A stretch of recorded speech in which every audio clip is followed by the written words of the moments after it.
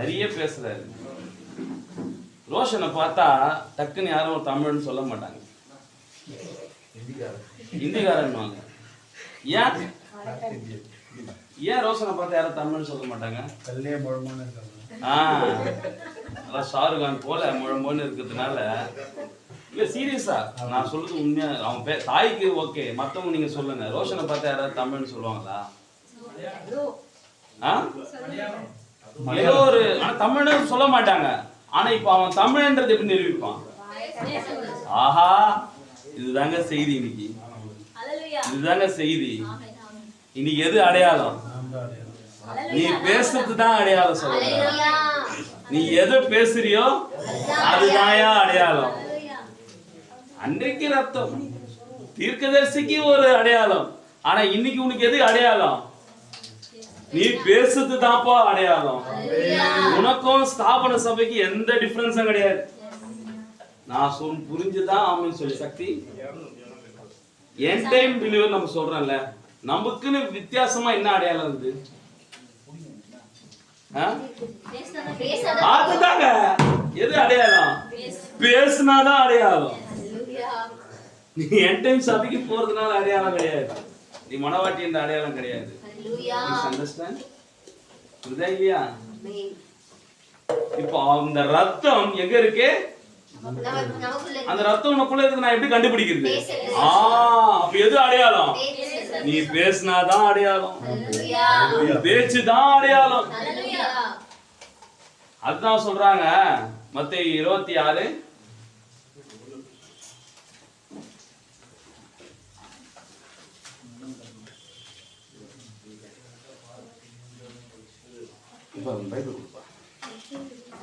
மத்தேயு 26 எடுத்துட்டீங்களா?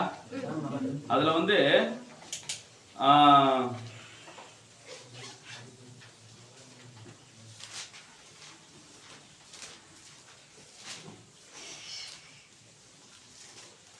சேவல் கூவதுக்கு முன்னாடி மருந்தளிப்பார்ல, அது எடுக்குமா?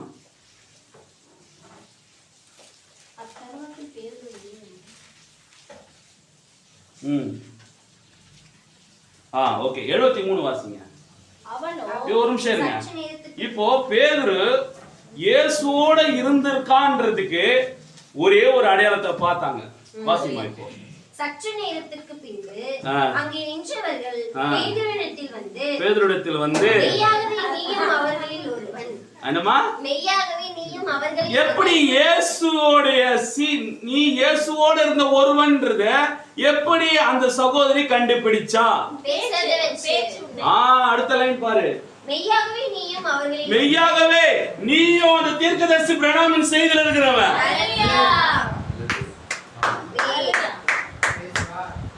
மெய்யாகவே அந்த இயேசு கிறிஸ்து கூட்டத்துல இருந்த நீயும் ஒருவன்.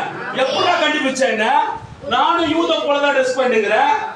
எனக்கு என்ன டிஃபரன்ஸ் நான் பார்த்து நான் இயேசுவோட இருக்கேன்னு கண்டுபிடிச்சேன்.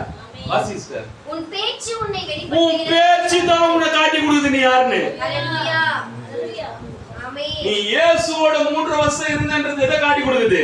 பேச்சு. உன் பேச்சு தான் உன்னை காட்டி கொடுக்குது. ஹalleluya. நீ இந்த கடைசி கால மனவாட்டின்னு சொன்னா அப்ப உன்னுடைய அடையாளம் எதுதான்?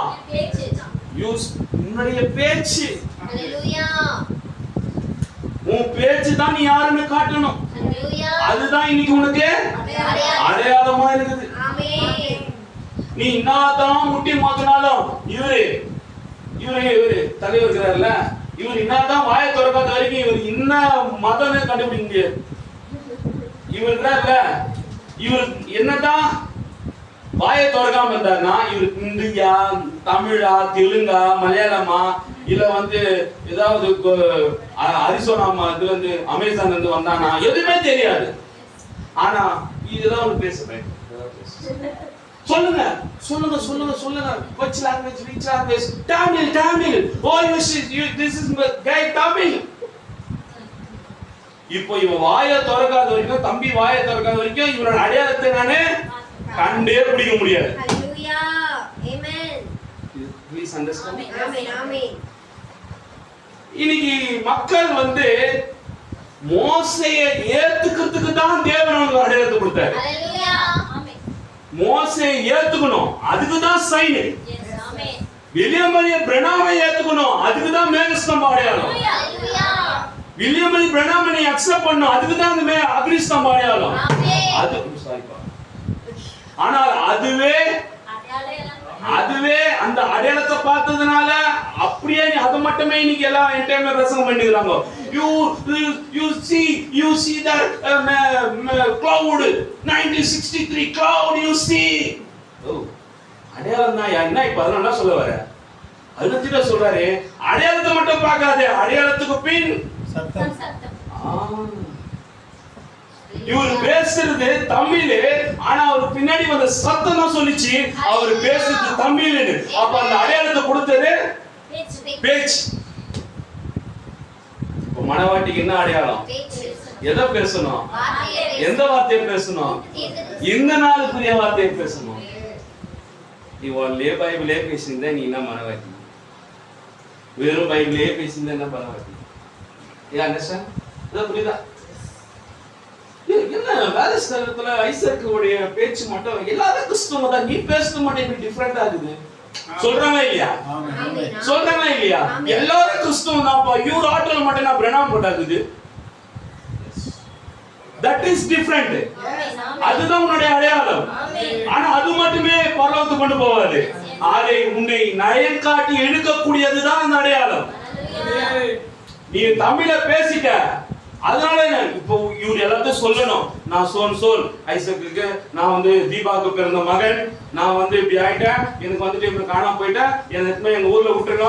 இதெல்லாம் இவர் சொன்னாதான் இவர் யாரு நம்மளுக்கு தெரியும்.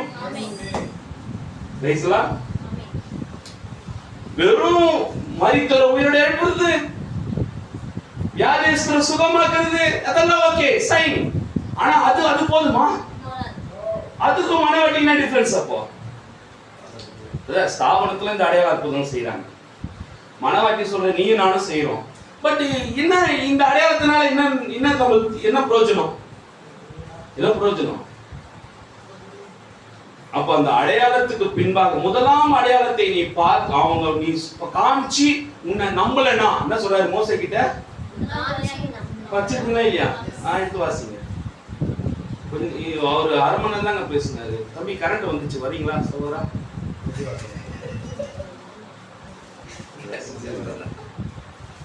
கரண்ட் வந்துச்சு, வாங்கப்பா. அருமையான சப்ஜெக்ட், எவ்வளவு பாயிண்ட் எடுத்து கொடுத்தாரு நான் சகோதரன். வாசி டக்குன்னு வாசி. அப்பொழுது அவர் முந்தின அடையாளத்தை அதுக்கு மேல ஒன்னு சொல்லுவாரு மோசே சொல்றதுல இருந்து வாசி. மேலும் கர்த்தர் அவனை நோக்கி உன் கையை உன் மடியிலே. அதுக்கு மேலங்க நான் என்ன எப்படி நம்புவாங்கன்னு சொன்னாங்களா, அது படிங்க.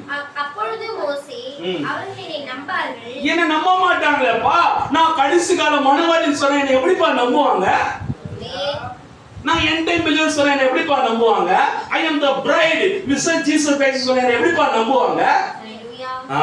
என் வாக்குக்கு செவி கொடார்கள். என் வார்த்தை எப்படி நம்புவாங்க அவங்க? கர்த்தர் உனக்கு தரிசனம் ஆகவில்லை என்று சொல்வார்கள் என்றார். உனக்கு மட்டும் ஸ்பெஷலா கர்த்தர் தரிசனமானாரா? என் டைம் பிலீவர் உனக்கு மட்டும் தரிசனமானாரா? கர்த்தர் அவனை நோக்கி உன் கையில் இருக்கிறது என்ன என்றார். உன் கையில் இருக்கிறது என்ன? ஒரு கோல் என்றார். ஒரு கோல் என்றான். அதை தரையிலே போடு என்றார். தரையில போடு. அவன் அதை தரையிலே போட்டபோது அது சர்ப்பமாயிற்று. மோசே அதற்கு விலகி ஓடினான்.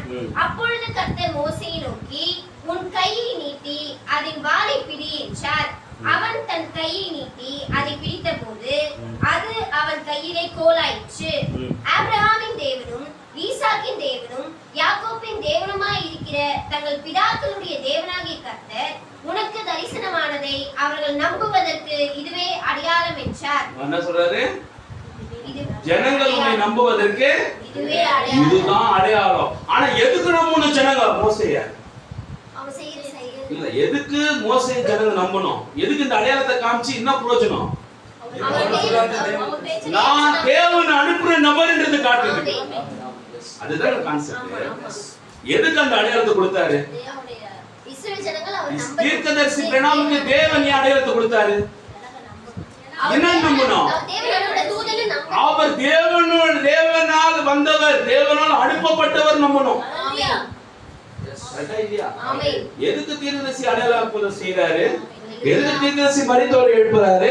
எதுக்கு அவருக்கு தலைக்கு மேல அக்னிஸ்தம்பம் நின்னுச்சு? எதுக்கு மேகஸ்தம்பம் வந்து நின்னுச்சுன்னா, இவர் என்ன சொல்ல வராரு? அடையாளத்துக்கு பிறகு ஒரு சத்தம் வருது. அந்த சத்தத்தை கேட்கிறதுக்காக தான் இந்த அடையாளமே வந்தது. ஹalleluya.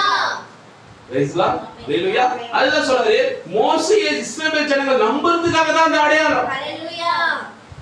அந்த அடையாளத்தை காட்டுறதுக்காக மோசே வரல. நான் போன அந்த அடையாளத்தை கொண்டு வீட்டுக்கு வந்துட்டேன். இல்ல இல்ல இல்ல, உன்னை ஃபர்ஸ்ட் அக்செப்ட் பண்றதுக்காக அது கொடுக்கப்பட்ட ஒரு கன்ஃபர்மேஷன். ஹalleluya. Praise the lord. ஆமென். உண்மையிலே இது அருமையா சொன்னாரு பாருங்க, ட்ரெயின் டிக்கெட் உன்னோட அடையாளமா இருக்குது. அது சொன்னாரு பாத்தீங்களா? அவ்வளவுதான். ஆனா ட்ரெயின் டிக்கெட் வச்சுக்கிட்டு நீ பிளாட்ஃபார்ம்ல உட்கார்ந்தா பிரயோஜனம் இருக்குதா? இல்ல. ட்ரெயின் டிக்கெட் வாங்கிட்டேன், பிளாட்ஃபார்ம்ல உட்கார்ந்துப்பேன்னு சொன்னா எப்படி? அப்ப அந்த டோக்கன் எதுக்கு தான் பிரயோஜனம்? அந்த ட்ரெயின்ல ஏறணும். ஏறுக்கு தான் பிரயோஜனம். அப்ப அந்த ட்ரெயின்ல ஏறி ஸ்பாட்டுக்கு டெஸ்டினேஷனுக்கு போறது தான் உன்னுடைய காரியமா இருக்குது. ஆமென். Please understand. ஆமென். புரியுதா இல்லீங்களா? ஆமென். அப்போ தீர்க்கதரிசியோட ஆப்பன் பிக்சர் வச்சுக்கிட்டோம், மேகஸ்தம்ப பிக்சர் வச்சுக்கிட்டோம், அக்னிஸ்தம்ப போட்டோ வச்சுக்கிட்டோம். தம்பி இதெல்லாம் அடையாளம் தான்ப்பா. இந்த அடையாளம் என்ன சொல்ல வருது? மேசியா அவருக்குள்ள இருக்கிறாருன்னு சொல்ல வருது. அதை ஏத்துக்கலாம் யாருமே. உண்மை உண்மை உண்மை. அடையாளம் என்ன சொல்லுது? அவருக்குள்ள மேசியா இருக்கிறாரு. இஸ்ரவேல் அருமையா சொன்னார், இஸ்ரவேல் ஜனங்கள் 7 சபை காலங்களும் 7 சபையின் காலங்களும் 7 முத்திரைகளுக்கு இடையே உள்ள பிளவு. 36வது பேரா மெசேஜ் அப்ல பேசுறாரு. நீ வாசிக்கிறியா? நான் எங்க அண்ணா வாசிக்கிறேன். அண்ணா வாசிக்கிறேன்.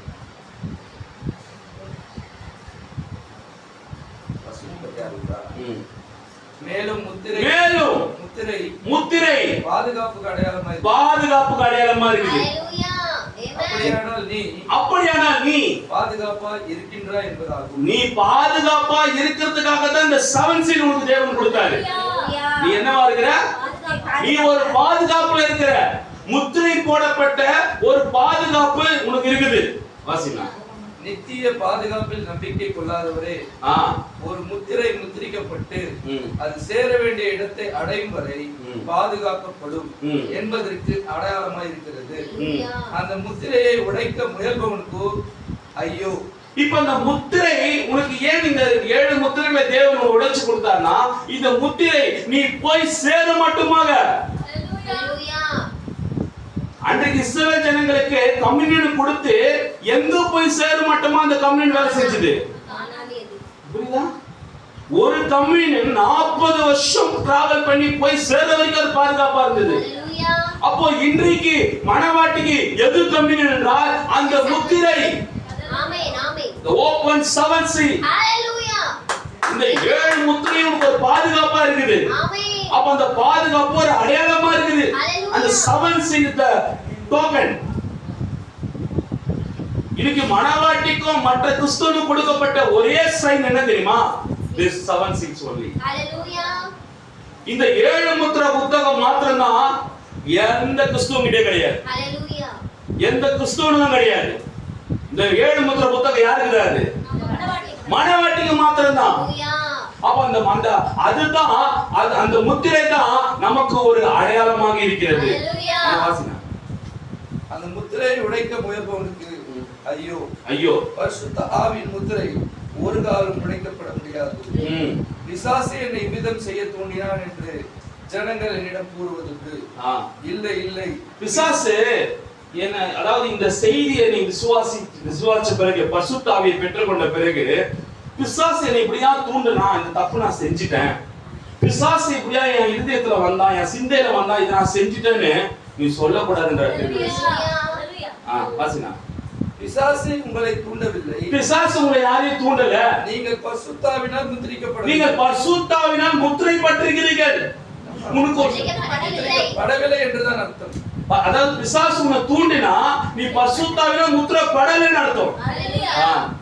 ஏனென்றால் நீங்கள் பரிசுத்தாவினால் முத்திரிக்கப்படும் போது அவன் வெளியே சென்று மறுபடியும் உள்ளே வராமல் தடுக்கப்படும். ஒரு முறை பரிசுத்தாவி நீ பெற்றுக்கொண்டு அந்த முத்திரை போடப்பட்ட பிறகு வெளியே போயிட்டு யார் வர முடியாது. ஒன்ஸ் பிசாசு வெளியே போயிடுச்சுன்னா உள்ள ஹோலி ஸ்பிரிட் வந்து முத்திரை போட்டுருவாரு. சோ அந்த முத்திரை போட்டதுக்கு சைன் செவன் சீல் ஃபுல் 7 முத்திரைகள் முத்திரிக்கப்பட்டாச்சு. எப்போ அது ஓபன் ஆச்சோ, ஓபன் ஆகி உனக்குள்ள வந்த பிறகு அது முத்திரை போடப்பட்டது. உனக்குள்ள முத்திரை போடப்பட்ட பிறகு உனக்கு எந்த வித பிசாசோட கிரியையும் உனக்கிட்ட செய்ய முடியாது. அடுத்தது வாசினா. பரிசுத்தாவினால் முத்திரிக்கப்படும் போது அவன் வெளியே சென்று மறுபடியும் உள்ளே வராமல் தடுக்கப்படும். பிசாசு சிந்தனை, பாவம், இச்சை, சிகரெட், தண்ணி, விபச்சாரம், இந்த எந்த காரியத்தையும் பரிசுத்த ஆவியினால் 7 சீல் இந்த தேவனுடைய 7 முத்திரையினால் முத்திரிக்கப்பட்ட பிறகு அவன் அந்த சரீரத்துக்குள்ள வர முடியாது. நீங்கள் தவறு செய்யும் போது நீங்கள் தான் அவனை நாடி செல்கிறீர்கள். நீங்கள் தவறு செய்யும் போது இனிமே யாராவது பிசாசு மேல பழிய போடுவீங்க. அவன் சொல்லுவான், நான் எங்க கம்முனுக்கிறேன், நானா வந்து சிகரெட் கடையில இருந்து தேடி போய் அவன் வரலுக்கு போனேன். ஒயின் ஷாப் டாஸ்மாக்ல இருந்து நானா தேடி போய் அவன் வாய்க்கு போனேன். நீங்க தான் அவங்க கிட்ட போறீங்கன்ற திருந்தஸ் என்ன சொல்றாரு, நீங்க தான் அங்க போறீங்க. அவன் அடையாள அட்டையை தெளிவா வச்சிருக்கான். பிசாசு தன்னோட அடையாள அட்டையை தெளிவா வச்சிருக்கான். என் கிட்ட வந்தா கேன்சரு, அவனோட சைன் போர்டு தெளிவா இருக்குது. ஆனா அவருடைய சைன் போர்டு மீட்பின் புஸ்தகம் 7 சீலால் முத்திரிக்கப்பட்ட பரிசுத்த ஆவியினால் முத்திரிக்கப்பட்ட சைன் போர்டு ஆகிய அடையாளம் என்ன பண்ணிட்டு இருக்கு. வாசினா. நீங்கள் கடைபிடித்த முறைமைகளை அவனும் கடைபிடிக்க வேண்டும். அவன் ரட்சிக்கப்பட்டு பரிசுத்தமாக்கப்பட்டு பரிசுத்தாவினால் நிறையப்பட வேண்டும். அப்பொழுதுதான் அவன் உங்கள் சகோதரன் ஆவான். ஆகையால் தவறு செய்ய அவன் உங்களை தூண்டவில்லை. இல்லை இல்லை, நீங்கள் தான் இவ்விரண்டையும் பிரிக்கும் எல்லையின் அருகில் சென்று உலகத்தின் காரியங்களை இச்சித்து திரும்பவும் எல்லைக்குள் வந்தீர்கள். நீங்கள் யோர்தானை கடந்து கானானுக்குள் பிரவேசிக்கவில்லை. நீங்கள் பாருங்கள், அதாவது நீங்கள் உலகத்திற்கு மறிக்கவில்லை, பாருங்கள். யோர்தானை கடந்து எங்க போறோமா? யோர்தானை கடந்து கானானுக்கு போறோம். இவனுங்க கானான் கிட்ட போகும்போது கூட சில நேரத்துல என்ன பண்றாங்கன்னா, எதை பாக்குறானுங்க? திரும்பவும் எகிப்தை நோக்கி பாக்குறானுங்க. பிரைஸ் லார்ட், ஹalleluya. சோ நமக்கு தேவன் இன்றைக்கு நமக்கு ஒரு டோக்கன் அவர் கொடுத்திருக்கிறார் என்றால், ஒரு அடையாளத்தை கொடுக்கிறார் என்றால், அதற்கு பிறகு என்ன இருக்குது?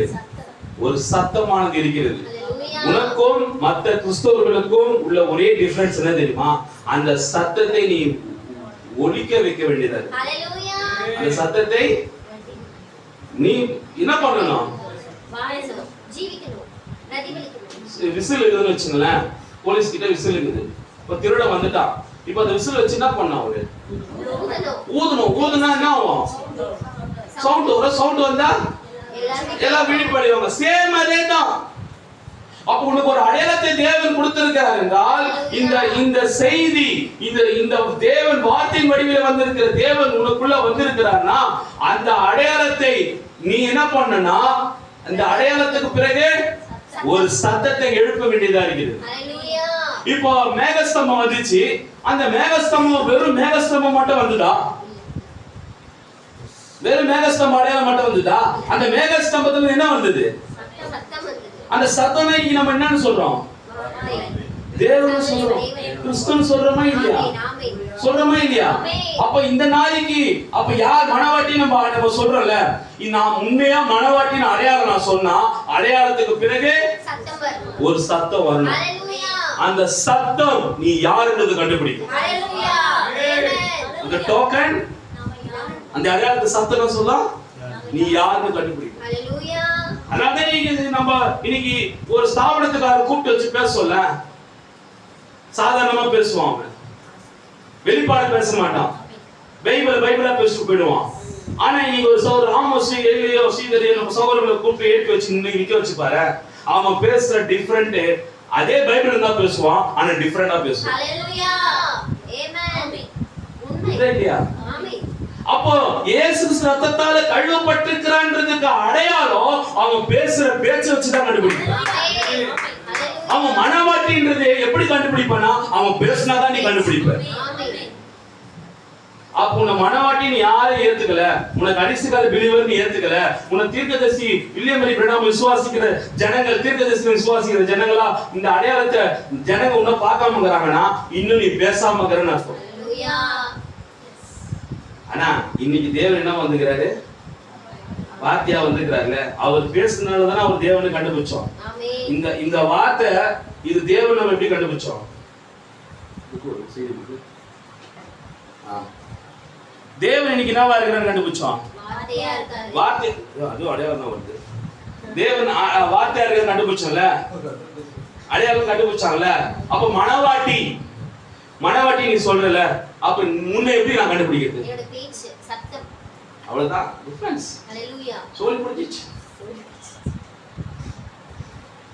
நீ பேசாம இருந்தீனா உன் அடையாளத்தை என்னால கண்டுபிடிக்க முடியாது. நீ என்கிட்ட பிள்ளை எப்படி கண்டுபிடிக்கிறது? நான் இன்னைக்கு தீர்க்கதரிசியை விசுவாசிக்கிறேன்னு அண்ணன் அழகா அருமையா ஆட்டோல போட்டாரு, அருமையா போட்டாரு. சரி, இப்போ அவர் பேச்சு கொடுக்கலாம்னு வாயை போடுங்கன்னா அவர் வெறும் பைபிளே பேசினா அப்புறம் எப்படி அவர் அடையாளத்தை பிரணாம் தீர்க்கதரிசி போட்டதுக்கு அடையாளம் என்ன இருக்கு? அப்போ என்ன சொன்னா, மல்கியா 4:5 பிதாக்களுடைய இருதயத்தை பிள்ளைகள் எடுத்திருக்கும், பிள்ளைகளுடைய இருதயத்தை பிதாக்கள் திருப்பத்துக்கு தான் வந்தது. அப்போ அந்த விசுவாசத்தை திருப்பதான் வந்தது. யாரே? மல்கியா 4:5. எலியாவின் ஆவி தீர்க்கதரிசி வில்லியம் மரி பிரணாம் அப்போஸ்தலராகிய பிதாக்கள் பக்கமா இருக்கிற பிள்ளைகளாகிய நம்மை பிதாக்களாகிய அப்போஸ்தலர் பக்கமா திருப்பதான் அவர் வந்தாரு. ஆனா அதுக்கு உண்டான அடையாளம் தான் கிறிஸ்தவம், மேகஸ்தவம், உயிர்த்தெழுதல், இதயத்தின் காரியங்களை சொல். புரியுதா இல்லையா? ஆனா அந்த மல்கியா 4:5 வேலை என்னன்னா, அதோட அடையாளம் என்னன்னா திருப்புறது. இதுதான், அதுதான் மெயின் ரீசன். கரெக்டா இல்லையா? மரியாள் வயித்துல கன்னி வயித்துல பிறக்கிறது அடையாளம். அந்த அடையாளம் மட்டுமே போதுமா? புரியுதா கண்ணன் பிரதர்? இதோ உங்களுக்கு ஒரு அடையாளத்தை கொடுப்பேன், ஒரு கன்னியை கர்ப்பவதியாகி உங்களுக்கு ஒரு குமாரனை பெறுவார். சரி, கர்ப்பவதியாகி ஒரு அடையாளம் பிறந்துச்சு, அவ்வளவுதான். பிறந்துச்சு, அத்தைக்கு ஓடு போ, வளர்த்துக்கோ போ, அவ்வளவுதானா? அந்த அடையாளம் ஒரு சத்தமா பேச போகுது. இப்போ 3 வருஷம் சத்தம் பேச அந்த அடையாளம் பேச போகுது. புரியுதுங்களா இல்லையா? இயேசு கிறிஸ்து கன்னி வயித்துல பிறந்தாரு. அதன் பிறகு 30 வருஷம் வரைக்கும் அந்த சத்தம் பேசல. 30 வயசுக்கு மேல அந்த சத்தம் பேசுது. அந்த 3 வருஷம் சத்தத்துக்காக தான் கன்னி வயித்துல பிறந்ததுக்கு அடையாளத்தை தேவன் கொடுத்தார். இவர் தேவனுடைய குமாரன்றதுக்காக தான் அந்த வானத்துல அந்த சத்தம் ஒரு அடையாளமா இருக்குது. இவர் மேசியான்றதுக்காக தான் இருதயத்துல ரகசியத்தெல்லாம் சொல்றது ஒரு அடையாளம். அப்போ உனக்கு ஒரு அடையாளத்தை ஏன் கொடுத்தாருன்னா, நீ பேசி நீ தேவன் யாருன்னு காட்டும். அதுதான் உனக்கு இவ்வளவு அடையாளத்தை கொடுத்தாரு. உன் மேல இப்ப அப்போஸ்தலர் 2:38 நீ எங்க போய் சொன்னாலும், நான் அப்போஸ்தலர் 2:38 ஞானஸ்நானம் எடுத்தேன்னு சொன்னா உன்னை சொல்ல ஒரே வார்த்தை தான் சொல்லுவான், நீ பிரணாம் குரூப்பான்னு கேட்பான். சொல்றானா இல்லையா? சொல்றானா இல்லையா? ஏன் சொல்றான்? பாத்தீங்களா? அப்போ அன்னைக்கு இயேசு கிறிஸ்து ஒரு அடையாளம் மாம்சமா இருந்தது. இன்றைக்கும் அடையாளம் என்னவா இருக்குது? மாம்சம். யார் அந்த அடையாளம்? Very good. Praise the lord. ஆமென். ஹalleluya. இப்போது நாம் கம்யூனியன் ஆராதனைக்கு நாம் கடந்து போகலாம். வசனத்தை நான் வாசிட்டு நான் முடிக்கிறேன். பாருங்க.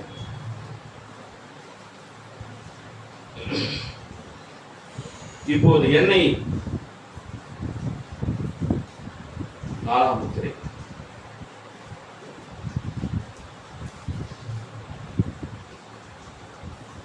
இப்போது எண்ணெய் பரிசுத்த ஆவிக்கு அடையாளமாய் இருக்கிறது.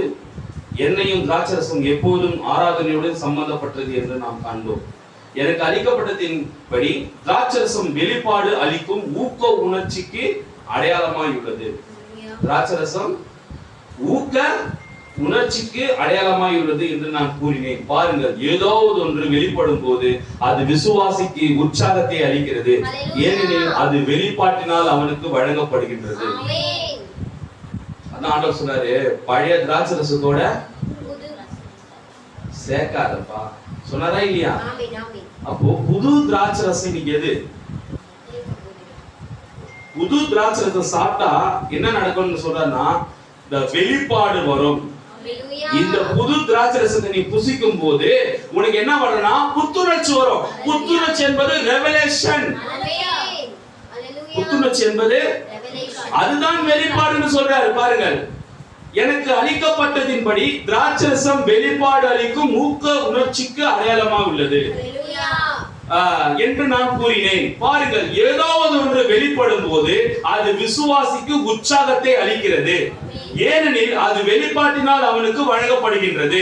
இப்போ எந்த ஒரு செய்தியும் நீ இருக்கிற மாதிரியே படிச்சுட்டு போயிட்டீன்னு வச்சுக்க, அதுல எந்த ஒரு பூஸ்டர் இல்ல, எந்த ஒரு உணர்ச்சியும் வராது.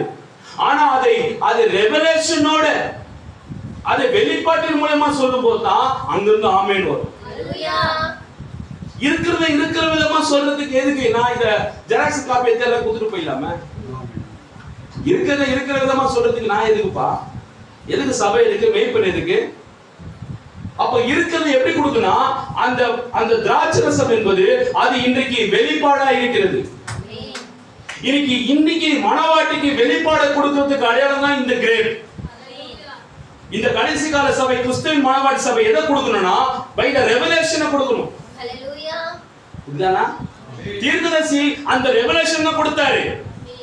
பைபிள் வசனத்தை சொன்னாரு, ஆனா அது உள்ள வெளிப்பாடை காமிச்சாரு. கரெக்டா இல்லையா? தீர்க்கதரிசி அப்போஸ்தலர் 2:38 வசனத்தை தான் காமிச்சாரு, ஆனா அப்படியே காமிச்சாரா? அது உள்ள வெளிப்பாடை காமிச்சாரு. மத்தேயு 28:19 அந்த அடையாளத்தை காமிச்சாரு, அதோட வெளிப்பாடை காமிச்சாரு.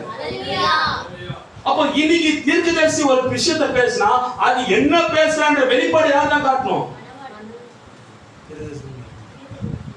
அவர் காட்ட மாட்டாரு. எந்த ரெவலேஷனும் அவர் காட்டவே மாட்டார் உங்களுக்கு. ஏன்னா வெளிப்பாடு போன வாரம் நான் எடுத்த தேவனுடைய உடன்படிக்கை பெட்டி எந்த ஊர்ல இருந்தது? 3 மாசம் எந்த ஊர்ல இருந்தது? ஏதோ ஒரு ஊர்ல இருந்தது. சரி விடுங்க. அதை கொண்டு வரணும்ன்ற வெளிப்பாடு யாரு கிடைச்சது? தாவீதுக்கா அன்றைக்கு இருந்த தீர்க்கதரிசிக்கா? யார சொல்லுங்க கரெக்டா? எவ்வளவு ஆமா சொல்றாரு. 10 கட்டில பாக்குறான், ஏசி ரூம பாக்குறான். நானும் ஏசி ரூம்ல கட்டில ஜாலியா இருக்கிறேன். உடன்படிக்கை பெட்டி மாயில காத்துல ஏதோ ஒரு ஊர்ல கிடைக்குது. அந்த வெளிப்பாடு யாருக்கு? தாவீதுக்கு.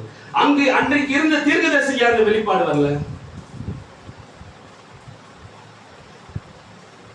சொல்லுங்க.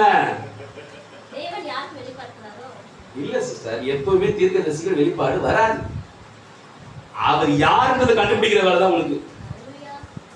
தீர்க்கதரிசிக்கு வெளிப்பாடு அவர் பேச மாட்டார். இயேசு பேசினாரா வெளிப்பாடு? இல்ல, நான் சொல்றது ஊமையா பேசினாரா? அப்ப அது யார்தான் வெளிப்படுத்துனது? தீர்க்கதரிசி வெளிப்படுத்தினாரா? இப்ப தீர்க்கதரிசி பேசின காரியத்தை யார்தான் வெளிப்படுத்துவார்?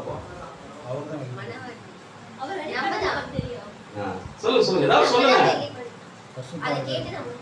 சொல்லுங்க, ஏதாவது சொல்லுங்க. சொல்லுங்க சிஸ்டர், பரவாயில்ல, தப்பா இருந்தாலும் பரவாயில்ல, சொல்லுங்க. நம்ம வாய்க்கு பிரணாம் பிரணாம் பிரணாம் பேசுறோம்ல, எங்கேயாவது அவரை குறிச்சு என்ன பேசிக்கிறாரா? ஏங்க அவரே 7ஆம் தூதருங்க காத்து கொண்டு இருக்கிறாரு, நீ என்ன வாயை திறந்தா பிரணாம் பிரணாம் பிரணாம் நிக்கிற? அப்ப அந்த வெளிப்பாடு உங்களுக்கு யார் சொல்லுது? இப்ப புரியுதா உங்களுக்கு? இல்ல சார், நான் சொல்லல சார். 7ஆம் தூதனை குறிச்சு அவரே தன்னை நான் இந்த 7ஆம் தூதன் நானாக இருக்கிறேன், நான் தான் மல்லிகா 4 இருக்கிறேன் எங்கேயாவது சொல்லிக்கிறாரா? இதான் நான் கேட்க வரேன். அப்போ அவர் தான் 7ஆம் தூதனை எப்படி கண்டுபிடிச்சார்? அதான் சொல்லுப்பா, ஏதாவது சொன்னதானப்பா. சத்தம், அவருடைய அடையாளம், அவருடைய பேச்சு, அவருடைய நடவடிக்கை, அவர் தான் 7ஆம் தூதன் என்று காண்பித்தது. ஆனா அவர் சொன்னாரா நான் 7ஆம் தூதன்? அவர் மல்கியா 4:5 சொன்னாரா?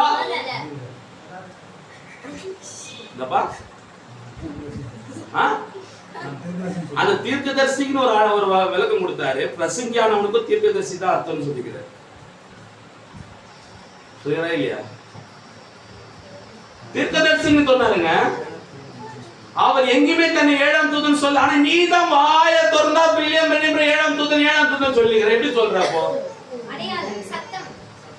அவரோட ஒரு மைக் வந்து அடிச்சு விடுங்க. பாத்தியா நம்மளோட ஸ்டாண்டர்ட் எங்க இருக்கு? இப்ப புரிஞ்சுக்கோ, ரெவலேஷன் யாருக்கு வரும் சொல்லல. இப்ப 7ஆம் தூதன் யாருக்கு அந்த ரெவலேஷன் கிடைச்சது? நான் சொல்ல வந்தேன். மல்கியா 4:5 ரெவலேஷன் யாருக்கு கிடைச்சது? எப்படி கிடைச்சது? அந்த அந்த அந்த அந்த கதாபாத்திரத்துக்குரிய அந்த அந்த வசனத்துக்குரிய அடையாளம் பிறந்து வாழ்ந்து செய்து காண்பித்தது. மரியா கன்னி வயித்துல பிறந்ததுக்கு அடையாளம், கன்னி வயித்துல பிறந்தார் என்றதுக்கு அடையாளம் என்னன்னா ஏசாயா 9:6 தான் அடையாளம். கன்னி வயித்துல பிறந்துட்டு எதுவுமே பண்ணாம இருந்தா என்ன பிரயோஜனம் அந்த வசனத்துக்கு? கன்னி வயித்துல 7:14 அடையாளத்துல பிறந்தாரு. அந்த அடையாளத்துக்கு பின்னாடி 9:6 சத்தம் வருது. புரியுதா பிரதர்? அடையாளம் 7:14. ஏசாயா 7:14 என்ன வசனம் பண்ணீங்க? ஆதலால் ஆண்டவர் தாமே ஒரு அடையாளத்தை கொடுப்பார். இதோ ஒரு கன்னி கர்ப்பவதியாகி ஒரு குமாரனை பெறுவார். இதுதான் அடையாளம். இந்த அடையாளம் சரி பிறந்துச்சு. அவர் மான்னு 30 வயசு 40 50 வருஷம் வரைக்கும் வாழ்ந்து செத்து போயிருந்தா என்ன பிரயோஜனம்? என்ன பிரயோஜனம்? அடையாளம் தான் காமிச்சிச்சு, கன்னி வயித்துல பிறந்துட்டாரு. ஆனா இந்த அடையாளத்துக்கு பின்னாடி என்ன வரணும்? சத்தம். அந்த சத்தம் என்ன வசனம்? இதுதான் அந்த சத்தம். நமக்கு ஒரு பாலகன் பிறந்தார் சத்தம். நம்ம கொடுக்கப்பட்ட சத்தம் சத்தம். அவர் நாமம் அதிசயமானவர். அந்த சத்தம் ஆலோசனைக்கர்த்தர். அந்த சத்தம் வல்லமையுள்ள தேவன். அந்த சத்தம் நித்திய பிதா. சத்தம் சமாதான பிரபு. சத்தம். அவ்வளவுதான். 7ஆம் தூதனுடைய சத்தம். 7ஆம் தூதனுடைய சத்தம். அப்போ sign the only William Mariam Branham into the sign after 9/6 என்னது? சத்தம். 7ஆம் தூதன் என்பது அன்றைக்கு மரியாள் கர்ப்பம் தரித்தது அடையாளம். வில்லியம் மரியம் பிரணாம் என்பது அடையாளம். அவருக்கு பின்னாடி ஒண்ணு வருது. அது என்னது? 7ஆம் தூதனுடைய சத்தம். இப்ப இந்த சத்தம் அது இயேசு கிறிஸ்துவை ஏத்துக்கிறதுக்கு முன்னாடி இந்த அடையாளத்தை நீ பார்த்து உறுதிப்படுத்திக்கணும். கரெக்டா இல்லையா? இப்ப இயேசு கிறிஸ்து தான் அந்த சத்தம். அதான் சொல்றாரு, நான் வார்த்தையாக இருக்கிறேன். என் நாடுகள் என் சத்தத்தை கேட்கும். இப்ப இயேசு கிறிஸ்து தான் சத்தம், தேவன் தான் சத்தம். அந்த சத்தம் வரதுக்கு முன்னாடி மரியாளோட கன்னி கர்ப்பவதியாவது தான் அடையாளம். இப்ப இந்த 7ஆம் தூதன் தான் அடையாளம். எதுக்கு அடையாளம்னா 2ஆம் வருகையிலே அதே சத்தம் தொனிக்க போகுது. ஹalleluya. சொல்றாரு, இதோ சாயங்காலத்திலே வெளிச்சம் என்பது அது சன்னை குறிக்கல, அது வார்த்தை குறிக்குது. ஹalleluya. ஆமென். இயேசு கிறிஸ்து சாயங்கால வெளிச்சம் சொல்லுதுல, அந்த வெளிச்சம் என்பது வார்த்தை. ஹalleluya. சாயங்காலம் செய்தியாளன் யாரு? தீர்க்கதரிசி வில்லியம் மரியம் பிரணாம் சாயங்கால செய்தியாளன். அந்த சாயங்கால செய்தியாளன் கிட்ட இருந்து வருதுதான் சத்தம். ஹalleluya. இதோ பகலும் இல்ல இரவும் இல்ல, சாயங்காலத்திலே வெளிச்சம் உண்டாம். அப்ப சாயங்கால செய்தியாளன் கிட்ட இருந்து வருகிற வெளிச்சம், அந்த வெளிச்சம் not bright only for voice. ஹalleluya. அப்போ இன்றைக்கு அருமையா சொல்றாரு, நாம் தான் தேவனுடைய அடையாளம் சொன்னா அந்த அடையாளத்துக்கு பின்னாடி என்ன வரணும்? எங்க அந்த சத்தம்? அந்த சத்தம் தான் ரெவலேஷன். அந்த சத்தம் தான் நம்ம சொல்லல. என்ன கட் ஆயிடுச்சு புரியுதுங்களா? ரைட் ஆஃப் ஆச்சு. ஓகே, அந்த அடையாளம் தான் சத்தம். புரியுதா? இன்னைக்கு எல்லாரும் அடையாளத்தை வச்சிருக்காங்க, அந்த சத்தம் யாருன்றது புரியல. அந்த சத்தம் யாருன்னு புரிஞ்சா ஜீசஸ் கமிங் சூன் சொல்ல மாட்டாங்க. Praise lord. ஹalleluya. சொல்றாரு பாருங்க. ஏனெனில் அது வெளிப்பாட்டினால் அவனுக்கு வழங்கப்படுகின்றது. பாருங்கள், அது தேவனால் வெளியாக்கப்படும் மறைபொருளாய் இருக்கிறது. நாமவே அதை புரிந்து கொள்ள முடியாது. ஆனால் சற்று பின்னர் அதை தேவன் வெளிப்படுத்தி அது உண்மை என்று அடையாளங்களினால் உறுதிப்படுத்துகிறார். பாருங்கள், சாதாரணமா அந்த ரெவலேஷனை புரிஞ்சுக்க முடியாது. சாதாரணமா அந்த ரெவலேஷனை புரிஞ்சுக்க முடியாது. அப்போ அதனால சொல்ற தேவனுடைய கேள்விக்கு தேவனே தான் வியாக்கியானம். அப்போ அவர் பேசிட்டு போன ஒரு விஷயத்துக்கு அதை புரிந்து கொள்ளும்படியான ஆவி அவரே நமக்குள்ள வந்தாதான் அது என்னன்றதை நம்மளால புரிஞ்சுக்க முடியும். இன்னைக்கு தீர்க்கதரிசியோட செய்தி அதே போலதான். அப்படியே எடுத்து பேசுறதுனால நீ பிரைட் ஆட மாட்ட. அவர் ஏன் இத பேசுற தீர்க்கதரிசி? அத சொல்ற வரிகளுக்கிடையே இந்த வார்த்தை நிறைய கேட்டிருப்பீங்க. வரிகளுக்கிடையே பாருங்க சொல்றாருல. இது ஒரு பசில் கேம். அங்கொன்று இங்கொன்று நீதான் மேட்ச் பண்ணணும்னு இருக்குதுல. வேத வாக்கியம் அங்கொன்றும் இங்கொன்றுமா இருக்கும். என்ன பண்ணுமா? கர்த்தருடைய வாய் அவைகளை சேர்க்கும். அப்ப தீர்க்கதரிசி பேசின ரகசியங்களை அதை வெளிப்பாட்டின் மூலமா புரிந்து கொள்வதற்கே நமக்கு தேவனுடைய ஆவி அவசியமா இருக்கு. புரியுதா சொல்றா? எல்லார் கையிலும் செய்தி புக் இருக்கு. எல்லார் கையிலும் செய்தி புக் இருக்கு. ஆனா ஏன் இன்னைக்கு யாரும் வருகை விசுவாசிக்கல? நான் இன்னைக்கு எடுத்த செய்தி சபையில பூமியிலே அவர் தீர்க்கதரிசியாக பிறந்தார். பூமியிலே 10 நிமிஷம் இருக்கு. இயேசு கிறிஸ்து பிறப்பாருன்னு என்னென்ன வேத வசனம் இருக்கு பழைய ஏற்பாட்டுல? ஏசாயா. அப்புறம் அதுக்கு முன்னாடி ஆதியாகமம். அதன் பிறகு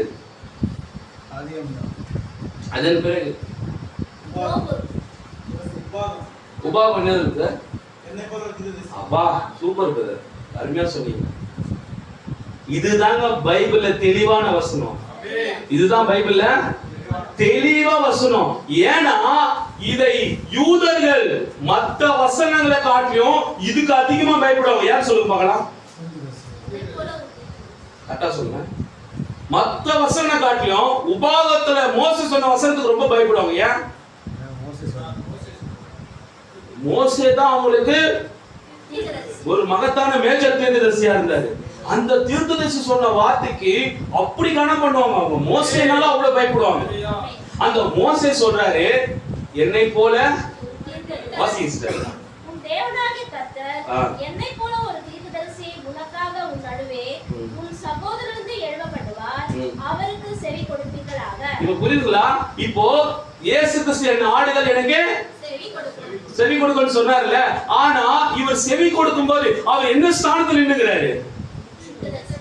கரெக்டா கடவுள சொல்றீங்க, யோசிக்காதீங்க.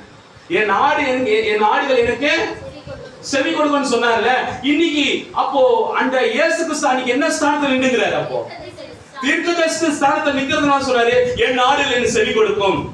அன்னைக்கு இஸ்ரவேல் ஜனங்கள் 4 வருஷம் அடிமைத்தனத்திலிருந்து வெளியே கொண்டு வரும்போது யார் சத்தத்துக்கு தெரிய கொடுத்தாங்க? மோசே. யாரு?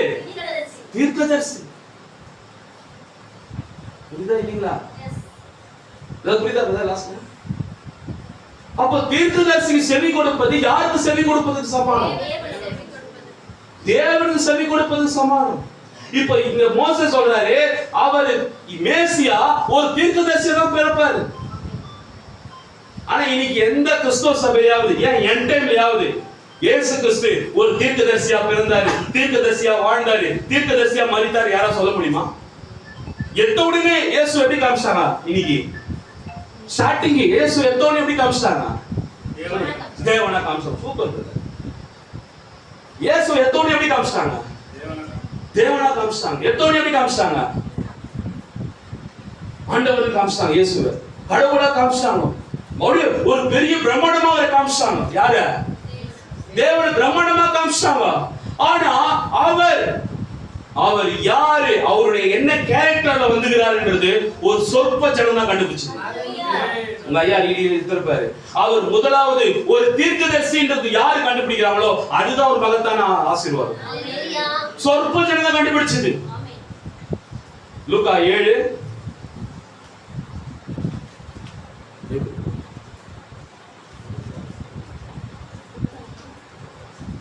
7 நாயின் விதவை மகள் அருந்தர் போய் நீ கை வச்சுக்கிறப்ப கரெக்டா சக்தி கரெக்டா வலது கை வச்சவர் வலது கை அடிக்கிறவா அவள் மேல் மனதுருகி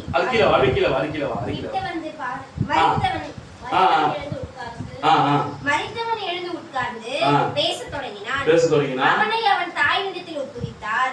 எல்லாரும் பயமடைந்து மகா தீர்க்கதரிசியானவர் நமக்குள்ளே தோன்றியிருக்கிறார். இதுதான் மோசே சொன்னாரு. என்ன சொன்னாரு மோசே? என்னை போல இந்த அடையாளத்தை யாரும் பேச மாட்டீங்களே? இயேசு கிறிஸ்து தீர்க்கதரிசியா தான் வந்தார் என்று இந்த அடையாளத்தை யாரும் பேச மாட்டீங்களே? என் டைம்ல தேவன் பேசுறீங்க, அவரை கர்த்தர்னு பேசுறீங்க, கிறிஸ்துன்னு பேசுறீங்க, மேசியான்னு பேசுறீங்க, பரிசுத்தாவின்னு பேசுறீங்க, வார்த்தைன்னு பேசுறீங்க. ஆனால் அவர் என்னவாக வந்தார் பூமிக்கு? இதையே ஒருத்த வாயில வர மாட்டேங்குது. அதனாலதான் இன்னைக்கு உங்களுக்கு செய்தி புரியல. அதனாலதான் நீங்க வரலன்னு சொல்லி சுத்தி நிக்கிற. பாடைய தொட்ட உடனே ஒரு மரித்தவன் உயிரோட வந்த பிறகு அவன் கொடுக்கிற ஸ்டேட்மெண்ட் என்ன? உன்னை நான் ஆண்டவர் என்று காண்கிறேன் இல்ல, உன்னை நான் தேவன் என்று காண்கிறேன் இல்ல, உன்னை கிறிஸ்து என்று காண்கிறேன் இல்ல. ஃபர்ஸ்ட் என்ன சொல்றாங்க? மகா தீர்க்கதரிசி. அதனால்தான் தீர்க்கதரிசிகள் எல்லாம் தீர்க்கதரிசி நம்முடைய ஒரே தேவன் கர்த்தராகிய இயேசு கிறிஸ்து. தீர்க்கதரிசிகளை காட்டிலும் மேலான தீர்க்கதரிசி தாய் கழுகு அவர் ஒருவர் மாத்திரம்தான். அந்த தீர்க்கதரிசி சொன்ன பிறகு அடுத்தது என்ன சொல்றாங்க பாருங்க அவங்க? தேவன் தமது ஜனங்களை சந்தித்தார் என்று. இதுதான் இப்போ தேவன் தமது ஜனங்களை சந்தித்தது யாரு? தேவன். ஜனங்களை சந்தித்தது யாரு? தீர்க்கதரிசி. இயேசு கிறிஸ்து யாரும் சொல்லக்கூடாது. பொத்தா பொதுவான பேசுறது இதெல்லாம். இப்போ ஜனங்கள் கிட்ட அடையாள அற்புதம் பண்றதுலாம் யாரு? தீர்க்கதரிசி. இருதயத்துல இருக்கிற ரகசியம் சொல்றது யாரு? மரித்தோர் உயிரோட எழுப்பது யாரு? வேதத்துல இருக்கிற கட்டளை எல்லாம் பேசுறது யாரு? யார் இந்த தீர்க்கதரிசி? இயேசு. புரிஞ்சுதா இல்லையா? புரிஞ்சுதா இல்லையா? இப்போ இந்த மாதிரி அடிப்படையா இயேசு கிறிஸ்துவை தீர்க்கதரிசியா காட்டணும்னு எந்த ஊழியக்காரன் நம்ம சொல்லிக்கிறாங்களா? இயேசு கிறிஸ்துவை தீர்க்கதரிசியா தான் காட்டணும் எந்த ஊழியக்காரன் சொல்லிக்கிறாங்களா? சொல்லிக்கிறாங்களா? யாரு? இத மட்டும் நீங்க புரிஞ்சுக்கிட்டீங்கன்னு வச்சுக்கலாங்க, உங்களை யாராலையும் டச் பண்ண முடியாது. ப்ராஃபட்டா தான் பூமியிலே அவர் பிறந்தார். ஆபிரகாம் கூடாரத்திலே அவர் என்னவா வந்தார்? ஒரு தீர்க்கதரிசியா தான் வந்தார். வந்து இருதய ரகசியத்தை சொன்னார். அதே போலதான் இயேசு கிறிஸ்து தீர்க்கதரிசியா வந்தார், இருதய ரகசியத்தை சொன்னார். ஹல்லேலூயா. இந்த நாட்களிலே தேவன் வருவார் என்றால், மேசியா வருவார் என்றால் எப்படி வருவார்? தீர்க்கதரிசி மூலமா வருவார். எனக்கு தெரியாத அந்த தீர்க்கதரிசி யார்? உங்களுக்கு யாரா தெரிஞ்சா சொல்லுங்க. அப்போ பூமிக்கு அவர் வருவார் என்றால் ஒரு தீர்க்கதரிசியா தான் இருப்பார். ஆமென். பூமிக்கு அவர் வருவார் என்றால் தீர்க்கதரிசியா தான் வந்தாகும். ஹல்லேலூயா. ஏன்னா முதலாம் முறையில் அவர் என்னவா வந்தாரு? தீர்க்கதரிசியா தான் வந்தாரு. சொல்லுங்க. மோசே காலத்துல இப்போ உங்களுக்கு இன்னும் புரியுற மாதிரி சொல்றேன். காலையில எடுத்த செய்தி, இஸ்ரவேல் ஜனங்கள் 400 வருஷம் அடிமையில இருந்தாங்க. அடிமைத்தனத்துல இருக்கும்போது அவங்க என்ன சொல்லி ஜெபம் பண்ணாங்க? அடி உதய வாங்கி என்ன சொல்லி ஜெபம் பண்ணாங்க? ஆண்டவரே எங்களை காப்பாத்துங்க, எங்களை யார் விடுவிப்பா, எங்களுக்கு யார் விடுவிப்பா, எங்களை வந்து காப்பாத்துங்க, எங்களை வந்து காப்பாத்துங்க கேட்டுனாங்க. இப்ப ஆண்டவர் வர 100 அடி பெரிய ஒரு துப்பாக்கி வச்சுக்கின்னு யார் வந்து நிக்கிறான்? பெரிய 100 அடி வச்சுட்டு தேவன் வந்து நிக்கிறாரு பார்வோன் கிட்ட. 100 அடி உயரம் பெரிய ஒரு துப்பாக்கி, அந்த ராணுவ துப்பாக்கியில அது வந்து நிக்கிறாரு. பார்வோன் என் ஜனங்களை வெளியே அனுப்பு, இல்ல நான் அவனை சுட்டுருவேன். தேவன் சொன்னார் தெரியுமா? அவர் மட்டும் தான் சொல்ற, நீங்களே ஏங்க நான் சொல்றது பைபிள் படிச்சது. 100 அடியில வந்து தேவன் நின்னாருங்க. எத்தனை அடியில வந்து நின்னாரு? அப்பா ஒரு கையில ஒரு பெரிய துப்பாக்கி வச்சிருந்தாருங்க. யார் அது? தேவன் வரலையா அப்போ காப்பாத்தா? ஐயோ, ஏங்க ஜனங்களோட ஜபம் யார் அனுப்பணும்னு தேவன் கேட்டாரு. அவர் வந்து காப்பாத்தணும்னு கேட்டாரு. ஆனா இவர் யார் அனுப்பிச்சாரு? ஏங்க அவரே வரல? ஏங்க அவரே வரல? இனி ஜனங்க நிறைய பேரு இயேசு வருவாரா, பேசுவாரா, மனவாட்டின்னு கூப்பிடுவாராம், புஷ்ஷுன்னு மேல போய் செத்துருவாரா நீ தேவன் பேசுற என்ன பண்ணுவ நீ? செத்துடுவேன். உனக்கு பலிபடுத்த ஆண்டவர் என் காதுல சத்தத்தை சொன்னார். ஆண்டவர் சொல்ல உன் பண்டாடி பேசியிருப்பா, நீ பாஸ்டர். தேவன் பேசினா செத்துடுவோம் தெரியுமா? வச்சிருக்கீங்களா? இல்ல வசனத்தை காட்டுவா வச்சிருக்கீங்களா? எடுத்து வச்சிருங்க. யூடியூப்ல நிறைய பேர் அப்பதான் காண்டாவாங்க.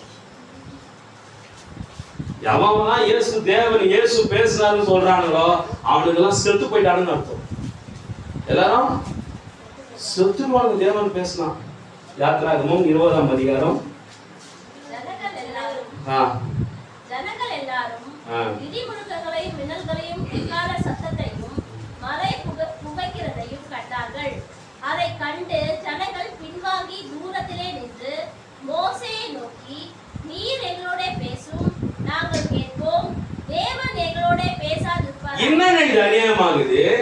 தேவன் ஜனங்கிட்ட பேசணும்னு வராரு, நீ பேசாதன்றாயா? அவன் தேவன் பேச செத்துருவாங்களாங்க. என்னங்க அநியாயமாகுது? தேவன் நீ பேசினா நான் செத்துருவான்றான் ஒருத்தன்.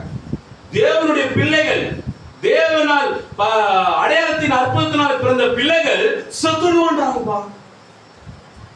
ஆனா இன்னைக்கு என் டைம்ல என்ன சொல்றாங்க? அவர் மனுஷகுமாரன் வருவார், மனவாட்டியே கூப்பிடுவாராம், புஷ்ஷுன்னு மேலே பறந்து போயிடுவாங்க. தேவன் பேசினா செத்துடுவோம். ஆனால் தேவன் பேசினா சாவாத ஒருத்தர் இருப்பார். யார் அது? இவன் ஜனங்க கிட்ட பேசினா செத்துடுவான்றாங்க. ஆனா மோசே கிட்ட பேசுறாரு. ஒண்ணு வாசிமா யாத்திராகமம் 20:1.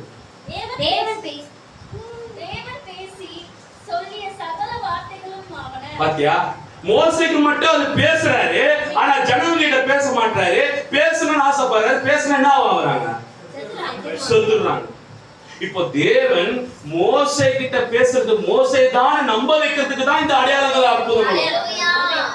இப்போ அந்த செய்தி வந்துட்டேனா? இப்போ யாரோ ஒருத்தர் நம்ப வைக்கிறதுக்கு தான் சைன், டோக்கன், அடையாளம். என்ன நம்ப வைக்கணும்? அவன் பேசுற செய்தி அது கர்த்தர் உரைக்கிறதா என்ற செய்தி.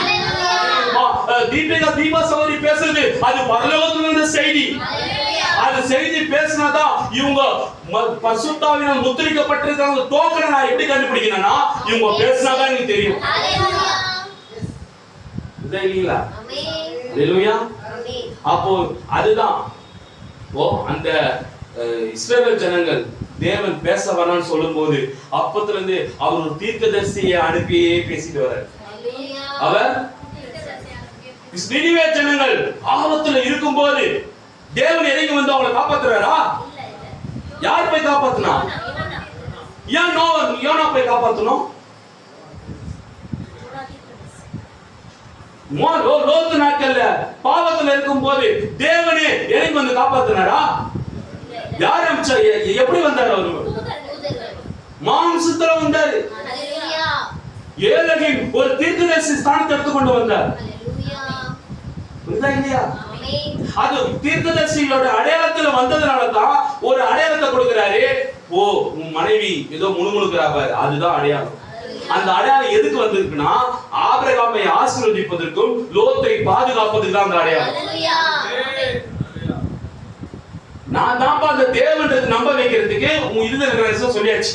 சொன்ன உடனே இப்ப என்ன சொன்ன நம்பி ஆகணும். நான் எதுக்கு வந்திருக்கேன்? நான் லோத்து படத்தை அழிக்க வந்திருக்கிறேன். இல்ல அழிக்காத, என் தம்பி ஒருத்தருக்கிறான், காப்பாத்து, சரி போ. புரியுதா இல்லையா? அப்போ உனக்கு அந்த அடையாளம் எதுக்காக கொடுக்கப்பட்டிருக்கு? ஏதோ ஒரு பாதுகாப்புக்கு. அதுக்கு பின்னாடி ஏதோ ஒரு சத்தம் வருது. அதுதான் அந்த அடையாளத்தை தேவன் நமக்கு கொடுத்திருக்கிறார். அதேதான் இயேசு கிறிஸ்து காலத்திலே தேவனே ஒரு தீர்க்கதரிசி ஸ்தானத்தை எடுத்துக்கொண்டு வந்து பிறந்து தீர்க்கதரிசியா வாழ்ந்து வர்றார். தீர்க்கதரிசியா வாழ்ந்துட்டே வர்றார். எல்லார்கிட்டயும் அவர் தீர்க்கதரிசின்னு அவர் காட்டவே கிடையாது. எல்லார்கிட்டயும் முஸ்லிம் தெளிவாகிறான் விஷயத்துல. ஒரு முஸ்லிம் தெளிவா இருக்கிறான், அவர் தீர்க்கதரிசின்னு சொல்றான். ஆனா அடுத்த கட்டத்துக்கு வரல. அவர் தீர்க்கதரிசியா இருந்ததுனாலதான் அவர் மரித்தார். தேவன் மரிச்சாரு சொல்றாங்க ரூசு பசங்க. தேவன் மரிக்க முடியாது. தேவன் அவரே ஆவியாகிறார். அவர் எப்படியா மரிப்பாரு? தேவன் மரிக்கவே முடியாதுங்க. இயேசுவை மரித்தோல் இருந்து யார் எழுப்பினாராம்? தேவன் எழுப்பினார். அப்போ இயேசு என்ன ஸ்தானத்துல மரிச்சாரு? அவர் தீர்க்கதரிசியா இருந்ததுனாலதான் பாவத்தை சுமந்தார். அவர் தீர்க்கதரிசி ஸ்தானத்துல இருந்ததுனாலதான் மரிச்சார். அவர் தீர்க்கதரிசியா இருந்ததுனால சொல்றான், தலையில துணியை போட்டுட்டு என்ன கேள்வி கேட்கறான்? இன்னும் ஒரு வரி வரல. நீ தீர்க்கதரிசியா இருந்தா யார் கொண்டு வந்து கண்டுபிடி. புரியுதா? பிறக்கும் போதே தீர்க்கதரிசி, மரிக்கிற வரைக்கும் அந்த தீர்க்கதரிசி வார்த்தை யூஸ் பண்றான். இதான் தீர்க்கதரிசி, அதை கொண்டது யாருன்னு கண்டுபிடிக்கிறான். அப்ப தீர்க்கதரிசியோட அடையாளம் என்ன? இருதயத்தின் ரகசியத்தெல்லாம் சொல்றது. அப்போ திரும்பவும் அவர் மீண்டுமாக அதே இயேசு வருவார் என்றால் இரண்டாம் வருகையிலே என்ன ஸ்தானத்தை தான் எடுப்பாரு? முதலாம் வருகையிலே தீர்க்கதரிசியா பிறந்தாரு, இரண்டாம் வருகையிலே தீர்க்கதரிசியா வாழ்ந்தாரு. முதலாம் வருகையிலே தீர்க்கதரிசியா பிறந்தாரு, இரண்டாம் வருகை தீர்க்கதரிசிக்குள்ளாக இருந்தார். புரியுதா? தீர்க்கதரிசிகள் தான் தேவனுடைய வார்த்தையாக இருக்கிறார்கள். பூமியிலே இயேசு ஒரு தீர்க்கதரிசியாக இருந்தார். ஆனா நீ 10-11 ப்ராஃபட்டா நீ பாத்திரக்கூடாது. அவரை ப்ராஃபட்டுகள் எல்லாம் மேலான ப்ராஃபட். அவர் ஒரே ஒரு மனுஷகுமாரன் தான், ஒரே மனுஷகுமாரன். பூமியிலே தீர்க்கதரிசி என்ற ஒரு மனுஷகுமாரன், தீர்க்கதரிசி என்ற மனுஷகுமாரன். அதனாலதான் தீர்க்கதரிசி எவ்வளவு ஞானம் உள்ளவரு. ஆப்பல் பிக்சர் மட்டும் வராம இருந்தா நம்ம தீர்க்கதரிசியை தான் நம்ம கடவுளா ஏற்றுருப்போம். உண்மையா இல்லையா?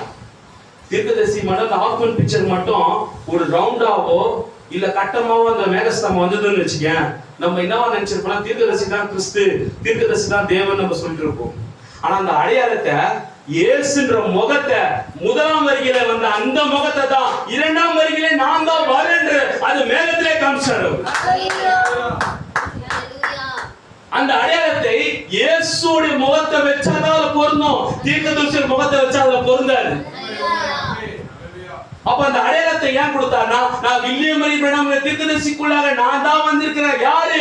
நான் தான் அந்த தீர்க்கதரிசியாக இயேசு கிறிஸ்து. புரியுதுங்களா? இப்ப இனி என் டைம்ல யாராவது நான் மேசியாக காத்திருக்கிறேன்னு சொன்னான்னு வச்சுக்கேன், அவன் இழக்கப்பட்டவன் அர்த்தம், கைவிடப்பட்டவன் அர்த்தம். உனக்கு தேவன் டோக்கன் கொடுத்துட்டாரு. என்ன டோக்கன் தெரியுமா? மேகத்துல வந்து காமிச்சிட்டாரு, இந்த தீர்க்கதரிசிக்குள்ளாக நான் தான் இயேசுதான்ப்பா நான் இருக்கிறேன்னு. இந்த டோக்கனே அந்த அடையாளத்தை காமிச்சது. அதனாலதான் அதன் பிறகு அவர் பேசின ஒவ்வொரு வார்த்தையும் அது கிறிஸ்து போல இருந்தது. அதனாலதான் அவர் பேசுற வார்த்தைகள் எல்லாமே அது கிறிஸ்து பேசுற மாதிரியே இருந்தது. காரணம் என்னன்னா, அந்த மேகத்துல இருந்து இறங்கி எங்க வந்துட்டாரு? அவருக்குள்ள வந்துட்டாரு. அதுதான் மத்திய 17ஆம் அதிகாரம். அந்த மருத்துவ மலையில அந்த டோக்கனை காட்டுறாரு. டோக்கனை காமிச்சு அந்த மருத்துவ மலையில இனி இந்த என் குமாரனுக்கு செவி கொடுங்க. அந்த மருத்துவ மலையில அவர் யாருன்னு ஒரு அடையாளத்தை காமிச்சு செவி கொடுங்கன்னு சொன்னாரு. என்ன சொன்னாரு? செவி கொடுங்க. அவன் பேசுகையில் இதோ ஒளியுள்ள ஒரு மேகம் அவர்கள் மேல் நிழலிட்டது. அதான் அடையாளம். அந்த மேகம் வந்தது அடையாளம். ஓகே. இவர் என்னுடைய நேசகுமாரன், இவரில் பிரியமாயிருக்கிறேன், இவருக்கு செவி கொடுங்கள். இதான் 1963. ஹalleluya. இந்த டோக்கன் மேகஸ்தம்பம் எதுக்கு வந்ததுன்னா, அதுக்கு முன்னாடி இயேசு இல்லையா? அப்போ மத்தேயு 17க்கு முன்னாடி இயேசு வாழலையா? மத்தேயு 17 வரைக்கும் இயேசு வாழலையா? ஆனால் ஊழியம் மாற்றப்படும் போது அவர் தேவத்துவத்தின் பரிபூர்ணமாக மாறின பிறகு அவர் தேவனாக பேசுறாரு. தீர்க்கதரிசி ஊழியம் முடிந்து அவர் கிறிஸ்துவின் ஸ்தானத்தை எடுக்கும் போது இவருக்கு நீங்க செவி கொடுங்கள், இனிமேல் பிதாவாகிய தேவன் நான் பேச மாட்டேன், இவர்தான் பிதாவாகிய தேவன், இவருக்கு நீங்க செவி கொடுங்க. முதலாம் ஞானஸ்நானம் எடுக்கும் போது இவரில் வாசமா இருக்க பிரியமா இருக்குன்னு சொன்னது. மத்தேயு 17 வரும்போது இவருக்கு செவி கொடுங்கன்னு சொன்னாரு. ஆமென். Praise lord. ஹalleluya. அதே போல தீர்க்கதரிசி இயேசு கிறிஸ்து அவர் பிறப்பிலிருந்தே அருமையா ஊழியக்காரயா சொன்னாரு. 2 வயசுக்கு முன்னாடியே தீர்க்கதரிசி தரிசனம்லாம் வந்துதான். ஹalleluya. எப்படி? தீர்க்க சொல்றாரு. அந்த ஞானிகள் சாஸ்திரிகள் வந்து இயேசு கிறிஸ்துவை பார்க்கும்போது இவர் நினைச்சாரா, நீ என்ன எதுக்கு வந்துக்கிறேன்னு எனக்கு தெரியும்னு சொன்னாராம் 2 வயசுல. எப்படி பொருந்தது பாத்தியா? ரொம்ப கொஞ்சம் இன்னும் கொஞ்சம் நம்ம இன்னைக்கு என் டைம்ல ஆபிரகாம் குறிச்சு 1 மணி நேரம் பேசுவாங்க. யோபு குறிச்சு 1 மணி நேரம் பேசுவாங்க, ஆனா பிரணாம் குறிச்சு 1 மணி நேரம் பேசுவாங்க. ஏன்னா பிரணாம் குறிச்சு உபதேசம் ஆயிடுமா. சமாரிய ஸ்திரீ குறிச்சு 1 hour பேசுறாங்க, யோபு குறிச்சு 1 hour பேசுகிறான், ரூத்தை குறிச்சு 4 மணி நேரம் பேசுகிறான். ஆனா தீர்க்கதரிசி பிரணாம் குறிச்சு ஒரு 1/2 hour பேசல. ஐயோ ரொம்பலாம் பேசாத, பிரணாம் குறிச்சு உபதேசம் சொல்றாங்க. கரெக்டா இல்லையா? ஆடுமான ரத்தத்துக்கு கீழே இருந்தவனையே அவ்வளவு நேரம் பேசணும். இயேசு கிறிஸ்து தன் ஜீவியத்தை பெற்றுக் கொண்டிருக்கிற அந்த தீர்க்கதரிசியை குறிச்சு நம்மளுக்கு பேசுறதுக்கு நாயாது. நீ ஆனாவனால புரிஞ்சுக்கோ. நீ மனவா கிறிஸ்தன், பிரணாம் கிறிஸ்தன் சொன்னாரு, மனவா தேவன் சொன்னாரு, பிரணாம் நீ என்ன ஆவனால புரிஞ்சுக்கோ. என் ஆடுகள் என் சத்தத்துக்கு செவி கொடுக்கும். தெளிவா அவர் சொல்லிட்டார். ஹல்லேலூயா. அந்த ஒரு டிஃபரன்ஸ் மட்டும் நீ புரிஞ்சிட்டீன்னு வச்சுக்க, நீ தான் பிரைட். ஹல்லேலூயா. அந்த டோக்கன் அதனால தான் உனக்கு கொடுத்தார். நீ பேசுற வார்த்தைகள் எப்படிப்பட்டது, அடையாளம், சத்தத்தை நீ எப்படி புரிஞ்சுக்கிற, நீ வில்லியம் பெரி பிரணாம் நீ எப்படி புரிஞ்சுக்கிற. அதான் சொன்ன காலையில பிரணாம கடவுள் ஆக்கிட்டாங்க. இயேசு கிறிஸ்துவே கடவுள் ஆக்க கூடாதுன்னு தான் அவர் சொன்னாரு. முதலாம் அறிக்கையில அந்த மாம்சத்தை பார்த்து நீ கடவுள் சொல்லக்கூடாதான். ஏன்னா அது எதுக்காக அந்த மாம்சம்? பாவத்துக்காக வந்து சரீரம். அது பாவத்தை தன்னை சுமந்துப்பட்ட சரீரத்தை நீ வர்ஷிப் பண்ணக்கூடாது. முதலாம் வருகையிலே அவர் மாம்சத்தை ஆராதிக்க கூடாதுன்னு சொன்னா, இரண்டாம் வருகையில மட்டும் ஒரு மாம்சத்தை எடுத்துக்கொண்டு வில்லியம் பெரி பிரணாம் மாம்சத்தை எடுத்துக்கொண்டு வந்தா அதை எப்படி வர்ஷிப் பண்ண ஒத்துப்பாரு? கரெக்டா இல்லையா? முதலாம் வருகையிலே இயேசு கிறிஸ்து நல்ல போதகர் சொல்லாதப்பா, நான் பாவத்தை சுமந்து தீர்க்க போற தேவ ஆட்டுக்குட்டி, என்ன ஆட்டுக்குட்டின்னு சொல்லு, ஆனா என்ன தேவன்னு சொல்லாதப்பா. ஆனா மரித்து உயிர்த்தெழுந்த பிறகு தோமா சொல்றான், நீ தேவன் என்றார், அவர் ஏத்துக்கிறார். ஹல்லேலூயா. ஹல்லேலூயா. அதே போலதான் மாம்சத்துல இருந்த வரைக்கும் யாரை நீ கடவுள்னு சொல்லவே கூடாது. தேவன் மனிதனாக வெளிப்பட்டார்.